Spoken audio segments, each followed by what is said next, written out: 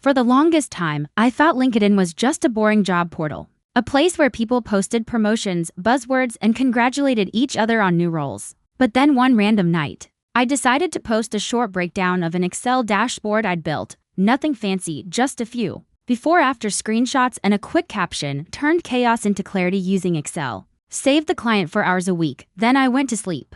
The next morning, I had 12 DMs. Hey, can you build something like this for me? How much do you charge? That was my light bulb moment. Unlike Fiverr or Upwork, where you chase clients, LinkedIn brings clients to you if you show your value. I started sharing tiny wins, screenshots, mini case studies, simple Excel tips. No sales pitch, just results. Slowly, I built a reputation not as a freelancer, but as a problem solver. I got clients from the USA, the UK, even local businesses in India who said, "Saw your post, need something like this." LinkedIn gave me visibility without ads, trust without a portfolio, and clients without cold emails. And the best part, these clients pay better because they already see you as a pro. If you're sleeping on LinkedIn, stop. It's not just for resumes. It's a free marketplace for skilled people who know how to share what they do. One post can change your income trajectory. Minded. Now, I'm not saying you should drop everything else and become an overnight LinkedIn expert. I'm still figuring things out myself. But I am saying there's opportunity here for those who are willing to experiment, learn from others, and most importantly, add value to their networks.